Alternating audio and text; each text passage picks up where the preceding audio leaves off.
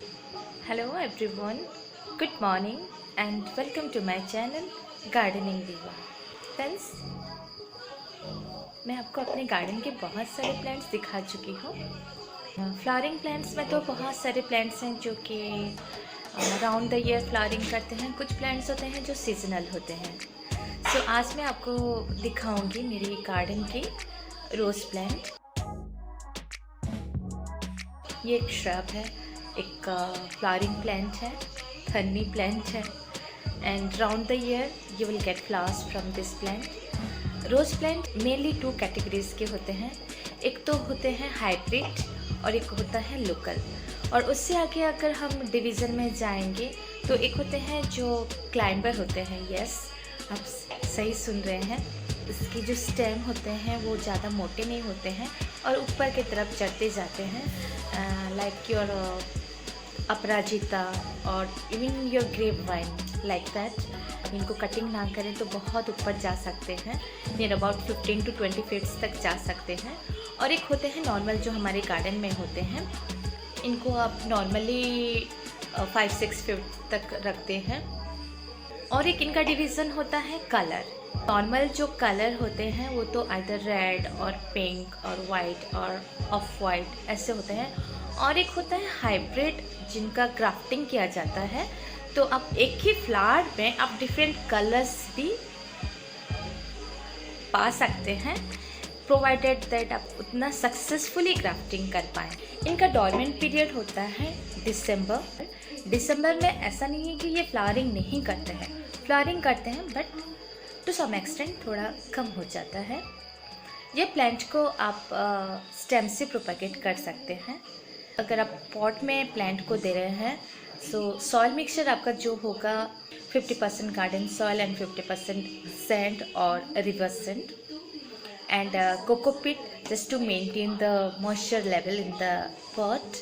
And अगर आप घर में कोई कंपोस्ट नहीं बना सकते then I'll suggest you go for vermi compost. Otherwise from your kitchen waste जो आप फर्टिलाइज़र बना सकते हैं वो है from banana peel and your tea dust। जब भी हम केला खाते हैं तो उसका जो छिलका रह जाता है उन छिलकों को आप टुकड़े टुकड़े करके काट दीजिए और एक एयर टाइट कंटेनर में भर के उसमें थोड़ा पानी दे दीजिए एंड आफ्टर 4-5 डेज़ उसको खोल के उसको आप फिल्टर कर दीजिए। जितना अमाउंट में वो पानी होगा उतना ही अमाउंट आप क्लीन वाटर उसमें ऐड कर दीजिए। मान लीजिए आपका 1 लीटर अगर वो पानी निकलता है उसमें another 1 litre of clean water add कर दीजिए। और आप ये not only in rose plant but जितने भी आपके फ्लावरिंग प्लांट्स हैं उन सभी में आप इसको दे दीजिए। और एक होता है टी डस्ट जो मैं आपको बोली, उसको आप कैसे प्रिपेयर करेंगे। जब भी घर में चाय बनता है आफ्टर फिल्टरिंग द टी, जो टी डस्ट हमारे फिल्टर में रह जाता है उसको आप स्टोर करके रखिए। ध्यान रहे कि उसमें कोई शुगर पार्टिकल या फिर मिल्क पार्टिकल ना हो। उनको आप स्टोर करते करते वीकली और मंथली उनको आप प्लांट में दे दीजिए। रोज़ प्लांट जो होता है उसको एसिडिक सॉइल पसंद होता है और ये जो टी डस्ट रहता है ये आपके प्लांट का जो सॉइल है उसके नाइट्रोजन लेवल को इंक्रीज करता है प्लस पीएच लेवल को बैलेंस में रखता है। So that is the benefit that you can get from T dust.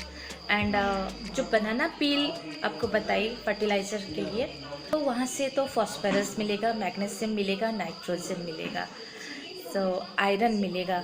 सो इतने सारे मिनरल्स आपके प्लांट्स को मिल रहा है। सो इससे ये फ़ायदा होता है कि without going outside from your kitchen waste you can prepare the fertiliser. So चलिए प्लांट्स को देखते हैं in my garden. So friends, ये है मेरा गुलाब का पौधा, माय रोज प्लांट।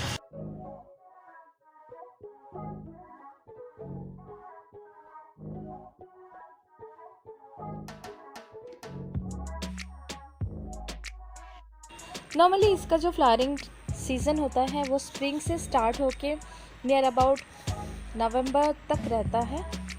दिसंबर में फ्लावर्स होते हैं बट थोड़े कम हो जाते हैं।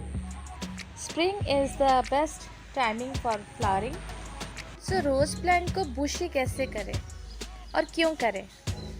ये स्टेम को यहाँ से मैं कट करती तो इसके दोनों तरफ देखिए, यहाँ एक और यहाँ पे एक, दोनों तरफ एक एक स्टेम निकल गए। सो इससे क्या होगा, हमारा ज़्यादा ब्रांचेस होंगे। अगर ज़्यादा ब्रांचेस हुए तो डेफिनेटली ज़्यादा फ्लावरिंग भी होंगे। So what is the right time for this cutting और trimming? For rose plant specially मैं आपको सजेस्ट करूँगी at the end of January, क्योंकि वो विंटर का एंडिंग होता है। तो उस वक्त आप ये कटिंग एंड ट्रिमिंग कर दीजिए। नॉट ओनली रोज़ प्लांट, आपके जितने भी फ्लावरिंग प्लांट्स हैं उनको आप जनवरी के एंड तक, मिड ऑफ जनवरी और एंड ऑफ जनवरी आप उनको कटिंग कर दीजिए या फिर ट्रिमिंग कर दीजिए, सो दैट प्लांट्स के क्या होते हैं, न्यू ब्रांचेस निकलेंगे और फिर उसमें आपको ज़्यादा फ्लावर्स भी मिलेंगे। नया प्लांट होगा तो उसमें फ्लावरिंग भी अच्छी होंगे। तो प्रोपेगेशन, रोज़ प्लांट को आप कहाँ से प्रोपेगेट करेंगे और कैसे करेंगे? याद रखिए, रोज़ प्लांट को आप हमेशा स्टेम से ही प्रोपेगेट कर सकते हैं एंड वेरी इजी।